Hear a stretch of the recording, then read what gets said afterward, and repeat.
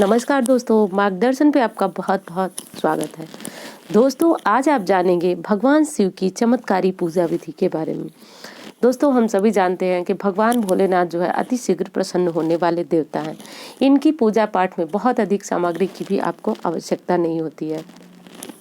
एक गंगा जल या फिर साधारण जल और बेलपत्र, इतने से भगवान भोलेनाथ प्रसन्न हो सकते हैं। पर अगर आप जानते हैं कि भगवान भोलेनाथ की पूजा विधि वास्तविक क्या है, किस प्रकार आप भगवान भोलेनाथ को जो चीज़ें समर्पित करेंगे। देखिए, गंगा जल नहीं है तो हर बहती हुई नदी जो है वो गंगा का स्वरूप मानी जाती है। साधारण जल जो हमारे घर में आता है वो जल भी माँ गंगा का ही स्वरूप माना जाता है। तो अगर आपके पास गंगा जल नहीं है तो भी आप कैसे भगवान शिव को प्रसन्न कर सकते हैं। और दोस्तों, मेरी बिल्कुल औकात नहीं है कि मैं भगवान भोलेनाथ के बारे में कुछ कह सकूं, पर मेरा बिल्कुल ये इस विषय पे आज वीडियो बनाने का बिल्कुल मन हुआ। मुझे इच्छा हुई कि भगवान भोलेनाथ के बारे में आपसे कुछ बात कहूँ, कुछ आपको बता सकूँ, तो मेरा जीवन जो है वह धन्य हो जाएगा।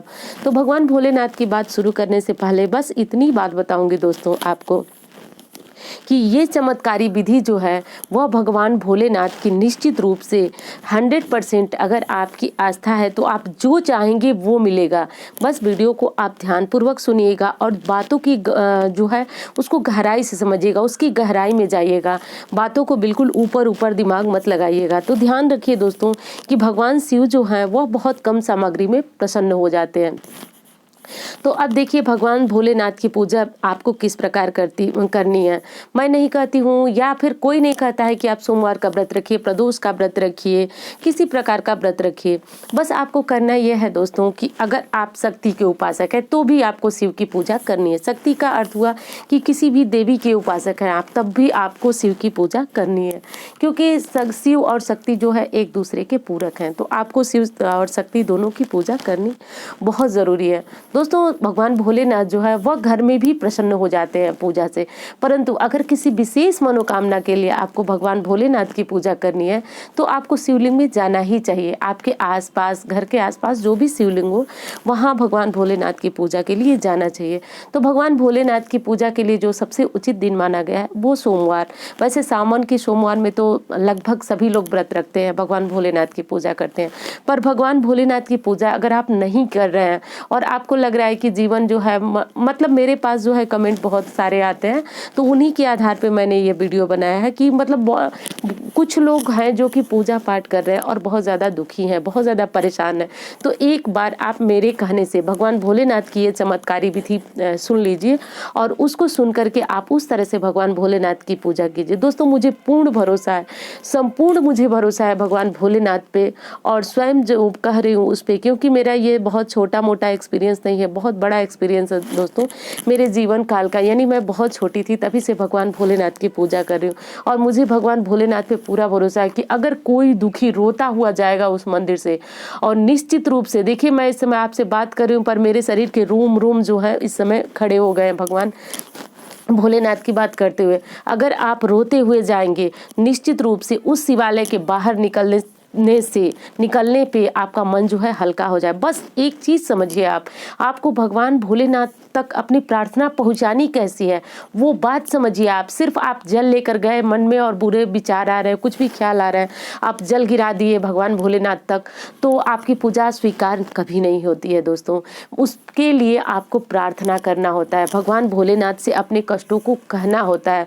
दोस्तों, भगवान एक बार शिव पुराण में लिखा, माता पार्वती ने भगवान भोलेनाथ से पूछा कि प्रभु जो है आपके मंदिर में हर कोई रोता क्यों आता है। तो भगवान भोलेनाथ ने माता से कहा कि हे प्रिय, रोता हुआ तो आता है मेरे मंदिर से, लेकिन तुम ध्यान रखो वो जब बाहर निकलता है तो हंसता हुआ निकलता है, क्योंकि उसकी सारी जो कष्ट, सारी पीड़ाएं होती है वो मेरी झोली में होता है। तो इसलिए जो व्यक्ति रोता हुआ आता है वो मेरे दरवाजे से हंसता हुआ निकलता है। तो दोस्तों, ये बातें बिल्कुल सत्य है और मेरा पर्सनल बहुत बड़ा एक अनुभव है, और फिर भगवान भोलेनाथ की कृपा से ये अनुभव मैं आज आपसे साझा कर रही हूँ। क्योंकि बहुत बार मैंने कोशिश की लेकिन उस तरह की भावना मेरे अंदर बिल्कुल नहीं आई कि ये बातें मैं आज आपसे कर सकूँ। तो मैं ये बातें बताते हुए कहीं अपने विषय से न भटकूँ, तो चलते हैं, ध्यान देते हैं दोस्तों कि आपको पूजा किस प्रकार करनी है। तो देखिए, ये बिल्कुल नहीं करना है कि आप एक लोटा जल लिए, आप और वहाँ पहुँच गए, बस कुछ भी मन में चल रहा है या फिर घर जाने की जल्दी है। जैसे हम महिलाओं को एक समस्या होती है कि जब वो मंदिर जाती हैं, दोस्तों मैं ये कहूँगी कि बहुत बड़ा कष्ट है तो आप घर पे भी पूजा कीजिए, लेकिन मंदिर जाइए। जो मेरा पर्सनल अनुभव है वह मंदिर में ही है, यानी शिवलिंग से ही मेरी बहुत बड़ी आस्था है।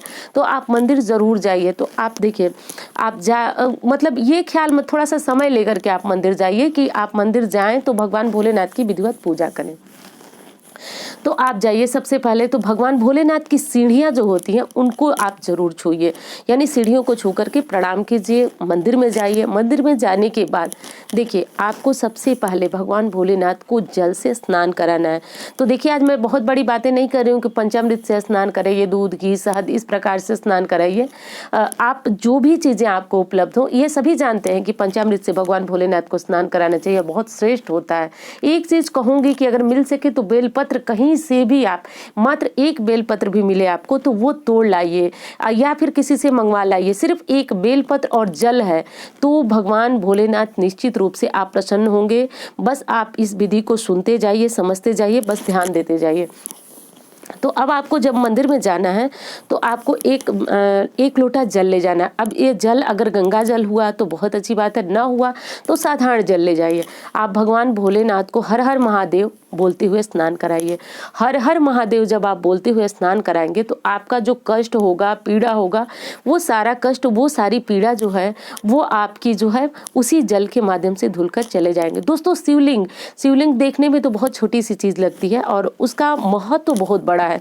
आप देख रहे हैं जो शिवलिंग के नीचे जो जलाधारी होती है, आपको पता है वो माँ पार्वती का हाथ होता है, उनका हस्त कमल है, उसके ऊपर शिवलिंग रखा हुआ होता है। यानी संपूर्ण शिवलिंग, अगर आप शिवलिंग पे जल चढ़ाते हैं तो वो संपूर्ण शिवलिंग का वो जल जो है वह स्वयं अर्पित हो जाता है। उसके अग्रभाग में जो एक मोटी लाइन होती है वो अशोक सुंदरी, भगवान जो शिव की वो बेटी है अशोक सुंदरी कही जाती हैं, वो है। और जो अग्रभाग है उसमें श्री गणेश जी हैं, यानी संपूर्ण शिव परिवार उसी शिवलिंग में समाहित होता है। दोस्तों, ये बहुत गूढ़ बातें हैं, शास्त्र की बातें हैं, ध्यान देने वाली बातें हैं। तो अब हर हर महादेव बोलते हुए आपको शिवलिंग पे जल चढ़ा देना है।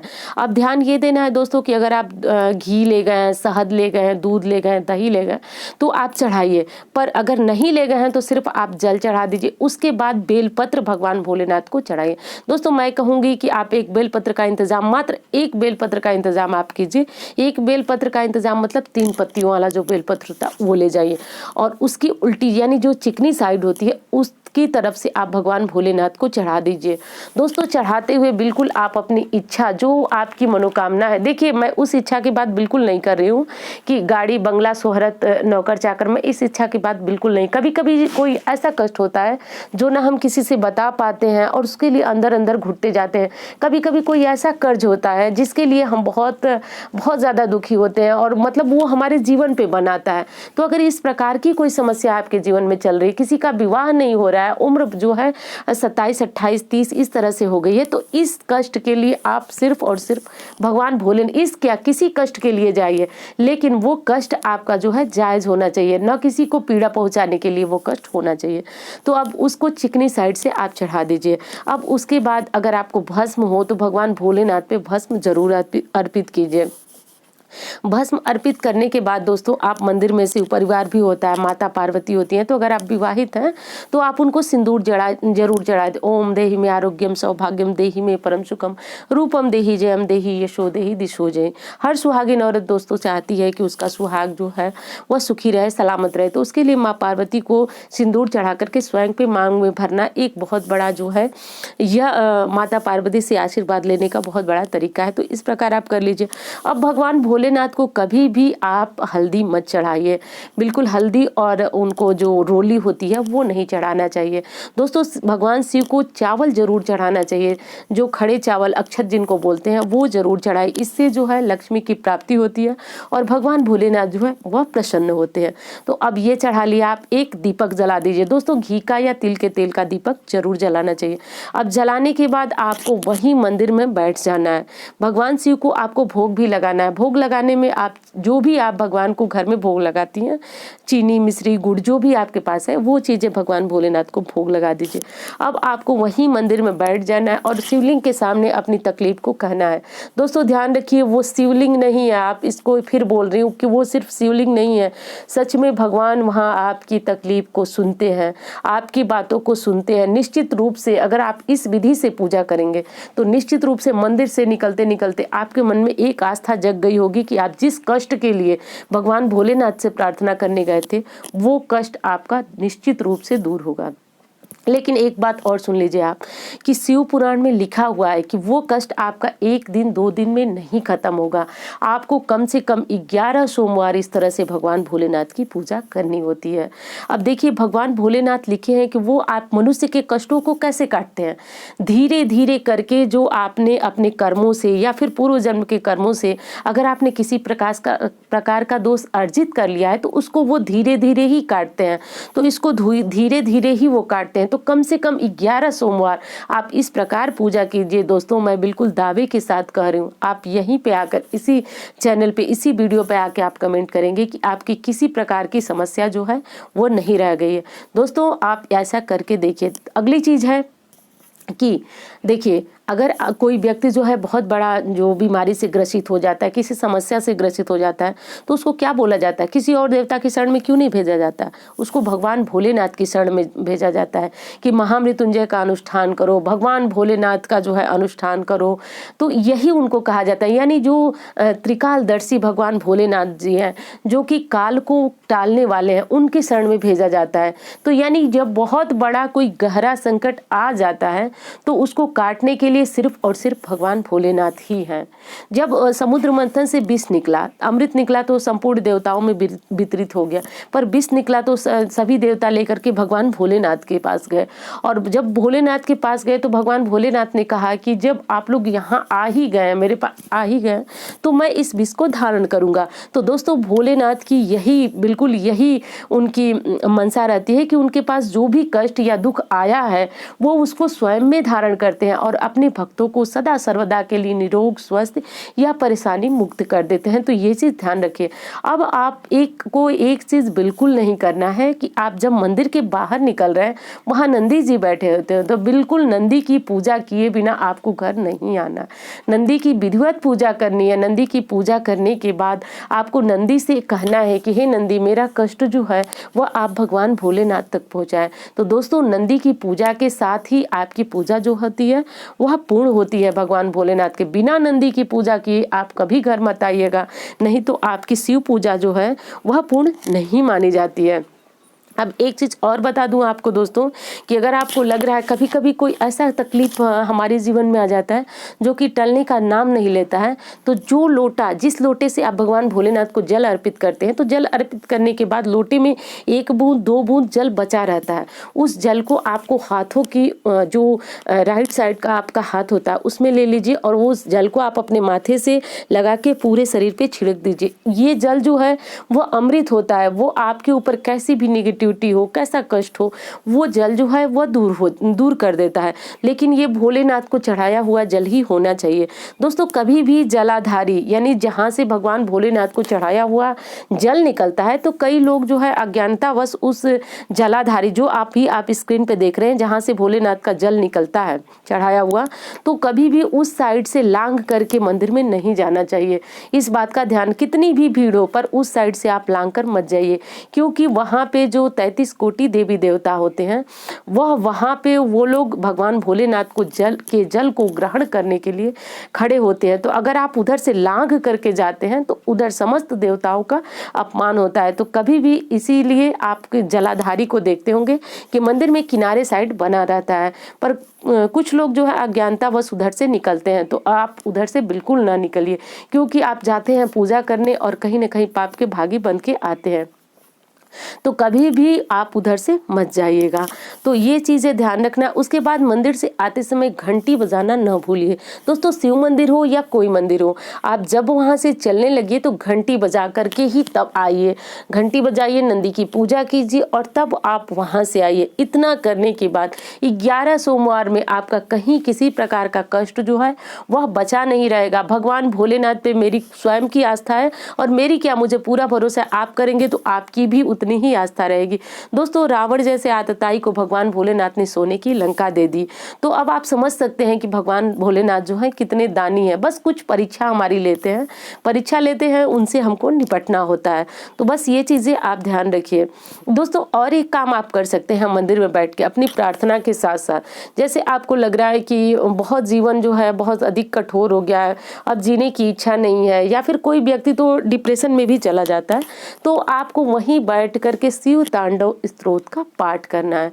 दोस्तों अगर आपके पास ये शिव तांडव स्तोत्र की पुस्तक है तो अच्छी बात है, नहीं है तो आप मोबाइल में भी डाउनलोड करके ये मोबाइल तो हर कोई अपने साथ लेकर के ही जाता है, चाहे मंदिर जाए या कहीं जाए, तो आप वही मोबाइल निकाल करके शिव मंदिर में कोने बैठ करके, दोस्तों ये दिव्य प्रयोग है, ऐसा करते हैं तो बस 11 सोमवार आपकी समस्त परेशानियों का हल बस 11 सोमवार में ही मिलने वाला है। तो दोस्तों ध्यान रखिए, पूजा विधि आपको इसी प्रकार करनी है। इस पूजा विधि में अगर आप ध्यान दिए हो तो एक चीज सबसे महत्वपूर्ण बताई गई है, वो है आपकी भावना। दोस्तों आपकी भावना ही इस पूजा को जो है वो पूर्ण कराती है। और रही बात भावना की, तो ये बातें सच है, मैं और आप, मेरी तो बिल्कुल औकात नहीं है कि मैं भगवान भोलेनाथ के बारे में कुछ भी कह पाऊँ। तो भगवान भोलेनाथ के शिवलिंग में संपूर्ण जो है वह शिव परिवार विराजित होते हैं। तो इस शिवलिंग को आप एक मात्र पत्थर मत समझिए, इसमें सच में भगवान भोलेनाथ विराजित होते हैं और जो भी कष्ट आप उनसे कहते हैं वो निश्चित रूप से आपके कष्ट को सुनते हैं और दूर करते हैं। दोस्तों उम्मीद करूंगी कि ये वीडियो आपको बहुत बहुत बहुत पसंद आएगी और जीवन में आपको किसी भी कष्ट में आप पड़े, भगवान करे भोलेनाथ की आप पड़े ही नहीं, और पड़े तो आप भगवान भोलेनाथ की शरण में जाएं। उम्मीद करती हूँ दोस्तों वीडियो आपको बहुत पसंद आएगी। मिलती हुई इसी तरह की वीडियो के साथ, धन्यवाद।